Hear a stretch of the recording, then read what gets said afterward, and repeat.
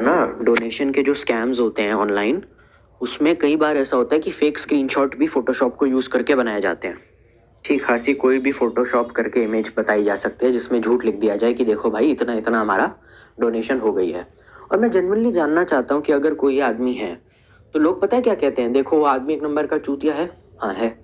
वो छपरी कंटेंट बनाता है, बिल्कुल बनाता है। सर्टिफाइड छपरी है, हाँ बिल्कुल है। लेकिन उसका कंटेंट बनाने से अगर किसी की मदद हो जाती है तो उसमें क्या गलत है? देखो कहीं ना कहीं आपकी बात सही भी है और नहीं भी है, क्योंकि देखो छपरी कंटेंट बनाने में उसके कंटेंट के अंदर बहुत ज़्यादा चीज़ें गलत हैं। औरतों को ऑब्जेक्टिफाई करना, फोकट का शो ऑफ करना, बुली करना, गाली देना। चलो गाली देने को मैं साइड में रख देता हूँ। नॉनवेज कॉमेडी करेगा या फिर अगर अडल्ट जोक्स मारेगा तो उसको हम नहीं कंसिडर करेंगे। गाली देना और बहुत गंदी गंदी सड़ी हुई बातें करना, बिलो द बेल्ट चले जाना। अडल्ट कॉमेडी और बिलो द बेल्ट जाने में फ़र्क होता है। वल्गैरिटी और अडल्ट जोक्स में फ़र्क होता है। जो इंडियन ऑडियंस को सही से नहीं पता तो उसको क्या पता होगा। उसके दुनिया भर के इलीगल धंधे भी होते हैं। छपरी लोग कैसे पैसा कमाएंगे? हर गंदे धंधे में उतर के, ड्रग्स, गांजा, चरस, जो बोल, मतलब कोई भी इलीगल धंधा वो छोड़ेगा नहीं। ठीक। और एनजीओ में पैसे की, ब्लैक मनी की धांधली होती है तो हम सब जानते हैं। ठीक। और दूसरी बात ये कि अगर किसी को सही काम करने की तमीज़ नहीं है तो वो सही पैसा कहीं पे क्या पहुंचाएगा? उसने कभी खुद जाके देखा कि जो मैंने पैसा डोनेट करा है, चलो उन विक्टिम से मैं मिलाता हूँ एक बार कि भाई कोई मर रहा है अगर, तो चलो हम एक बार देख आते हैं क्या हाल है उनका। कभी उसने किया? कभी उसने कभी नहीं किया। तो जो भी करोगे, काम करोगे, बेहोशी में करोगे, बेअक्ली में करोगे। तुमने आज तक जो काम करा फायदा नुकसान देख करके करा है, तो डोनेशन भी अपना फायदा नुकसान देख कर करोगे। उसमें महात्मा कहाँ से बन गए कि आगे बढ़े जी, हमारी बड़ी अच्छी इच्छाएं हैं? क्या अच्छी इच्छाएं बे? ऑनलाइन कैंपेन रन करने का क्या ऑर्गेज़म है भाई? हमसे पैसे मांग रहे हो जबकि हमारे पास है नहीं। हमारा सारा पैसा तो तुम्हारे पास है।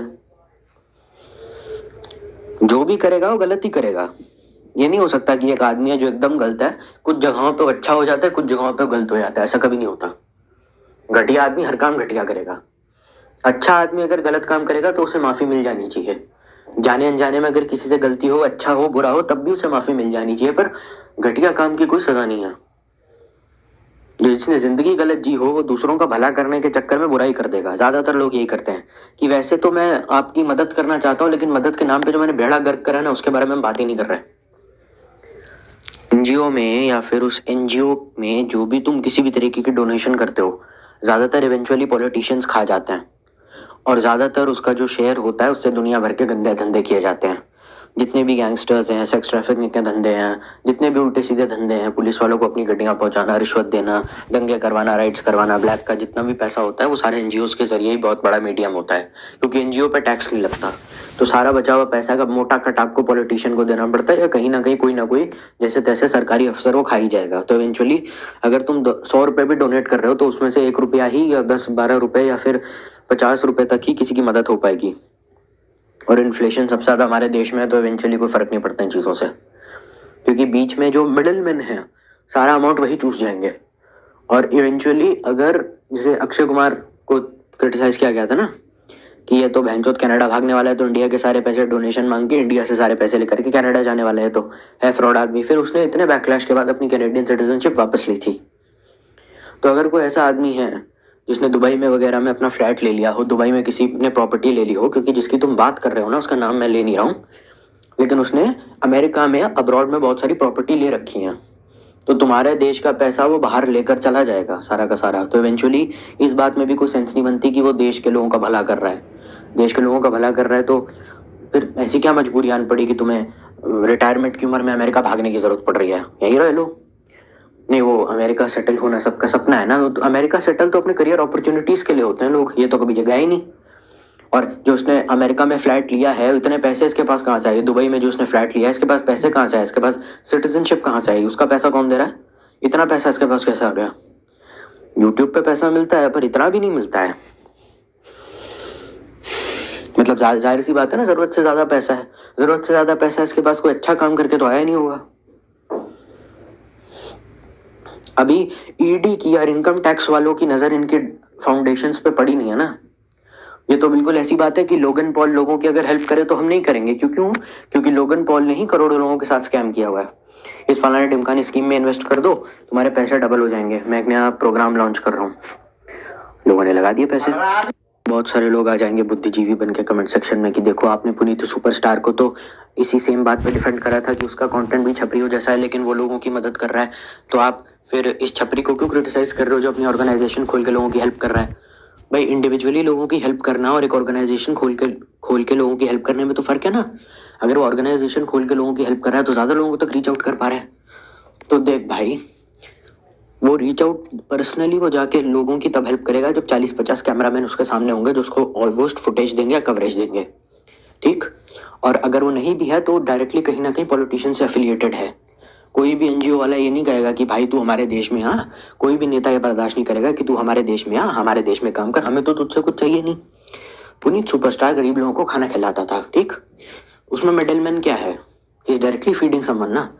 भाई बहुत बड़ा नुकसान हो गया क्या, अरे वो काली घटा से या होटल ताज से 4 किलो दाल मखनी चोरी हो गई, क्या बकवास है ये।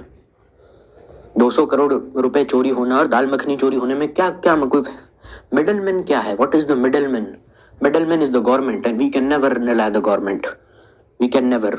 आप कह दो मोदी आ गया ये आ गया, चलो ठीक है मोदी हो, अच्छे दिन आने वाले हैं, वो सब मुझे नहीं जानना। करप्ट लोग तो हर जगह ही हैं, तो वो सारा पैसा बीच बीच में कहीं ना कहीं कुछ ना कुछ खा जाएंगे। 1-2 करोड़ रुपए की रिश्वत ले रहा है, 4 करोड़ की ले रहा है, ईमानदार कौन हुआ बताओ।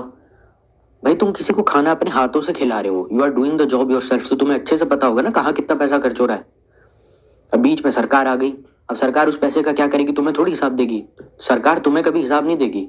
और अगर हिसाब तुमको दे भी दिया तो पहली बात तो तुम कभी जाके वेरीफाई करोगे नहीं कि भाई ये फलाना ढिमकाने उड़ीसा के स्कूल में हमने जाके बच्चों की हेल्प करी है, देख कर आओ क्या हो रहा है। ऐसा कोई करता नहीं है, क्योंकि तुम बीइंग एन इन्फ्लुएंसर अपनी वीडियो बनाते रहोगे दुनिया भर के 100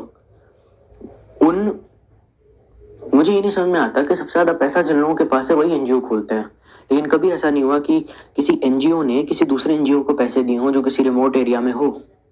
कितनी अजीब बात है ये। और जब ईडी इनकम टैक्स की रेट पड़ेगी ना तब पता चलेगा। वो 20 करोड़ रुपए तो भैंचो उस जगह के लॉकर में ही है। मिडलमैन क्या है उससे फर्क पड़ता है। इफ यू मेरी जेब में 20 रुपए है, 20 रुपए का मैंने कुछ भी खरीदा मैंने और मैंने जाके किसी गरीब को दे दिया, तो मिडलमैन कोई नहीं है, तो समाज सेवा हो गई। लेकिन बीच में अगर मैं किसी चौथे बंदे को बोलूं जो बहुत लालची है कि भाई तू एक काम कर गरीबों को खिला दे, उसने 5 रुपए अपनी जेब में रखे बाकी 15 का खाना खिला दिया, तो फिर मिडलमैन इज द गवर्नमेंट। और बिना गवर्नमेंट के या बिना रिश्वत खिलाए हिंदुस्तान में कोई काम नहीं कर सकते। बिना रिश्वत खिलाए एनजीओ नहीं खोल सकते, बिना रिश्वत खिलाए टॉयलेट नहीं बनवा सकते इंडिया में, बिना रिश्वत खिलाए ड्राइविंग लाइसेंस नहीं बनेगा। तो 20 करोड़ रुपए है, मैं समाज सेवा कर रहा हूँ, लेकिन 4 करोड़ रुपए अगर किसने पैसा कैश में मांगा तो मैंने दे दिया बिना इनकम टैक्स भरे, तो ये कौन सी समाज सेवा हो रही है।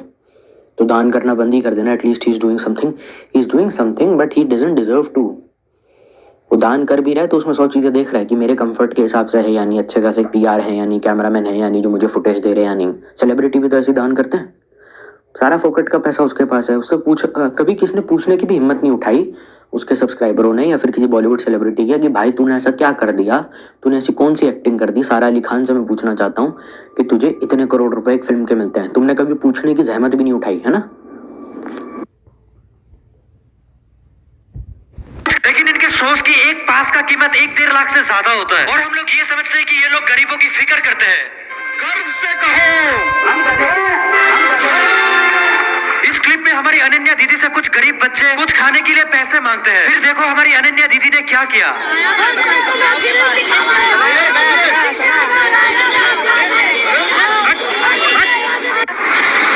लिटरली उसके बॉडीगार्ड ने उन बच्चों को धक्के मार के रास्ते से हटा दिया। दीदी ने उन बच्चों को एक बार देखा तक नहीं। अब इस वीडियो में हमारी सारा अली खान 8-10 कैमरामैन के साथ गरीब लोगों को खाना बांटते हुए दिखाई दे रही है। तुम्हें ये देखकर ऐसा लग रहा होगा कि सारा अली खान एक बहुत ही अच्छी दिल की लड़की है। अगर तुम सच में ऐसा ही सोच रहे हो तो तुम यार बिल्कुल गलत हो, क्योंकि मेरे पास एक और क्लिप है जहाँ पर यही सारा अली खान तुम्हें अलग ही रूप में दिखाई देगी।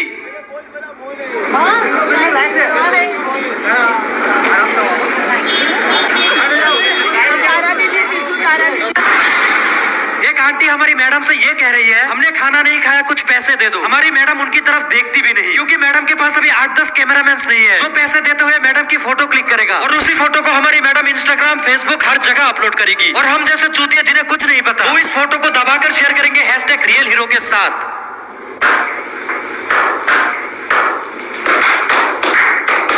मैं सब स्टार्स सेम होते हैं। कुछ स्टार्स ऐसे भी होते हैं जो पैसे दे या ना दे, कम से कम उनके हाथ पकड़ कर ये बोलते हैं कि मेरे पास अभी पैसे नहीं है, और ऐसे लोगों की मैं दिल से रिस्पेक्ट करता हूँ। और कुछ स्टार्स ऐसे भी होते हैं जो मीडिया, कैमरा, शोज ऐसी जगहों पर डोनेट करते हैं ताकि हम उनका वो क्लिप शेयर करके उन्हें और भी महान बना सके। सरल भाषा में इसे पब्लिसिटी स्टंट कहा जाता है। ये बहन जो सारे मिलके हमको पागल बना रहे हैं, मादर चौथ के बच्चे। अब कुछ लोग ऐसे भी होते हैं घटिया प्रोडक्ट्स बेच के हमारे हेल्थ को खराब करते हैं बस कुछ पैसों के लिए, फिर भी हम इन्हें अंधों की तरह फॉलो करते हैं।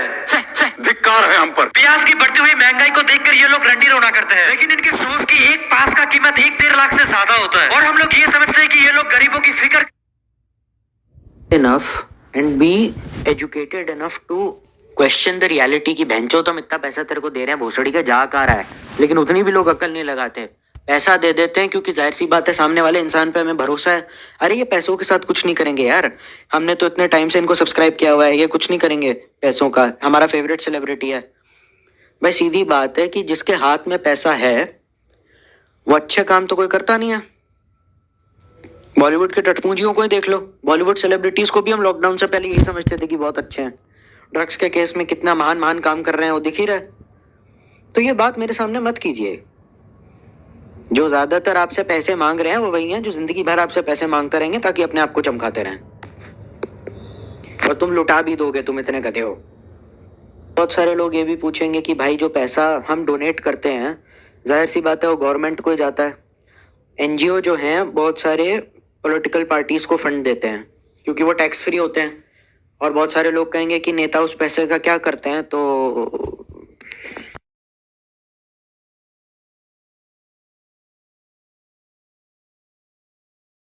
वक्त है उसका सही इस्तेमाल करने का। मुझे तुम्हारी मदद की जरूरत है। देखो इन फाइलों को, इनमें बहुत सारे हिला देने वाले सच हैं। सड़क, पुल और फ्लाईओवर बनाने के नाम पर कितने पैसों का घपला हुआ, उसमें कौन कौन लोग शामिल हैं, उसके सारे सबूत हैं हमारे पास। म्यूनिसिपैलिटी की तरफ से मैं कोर्ट में एफिडेविट।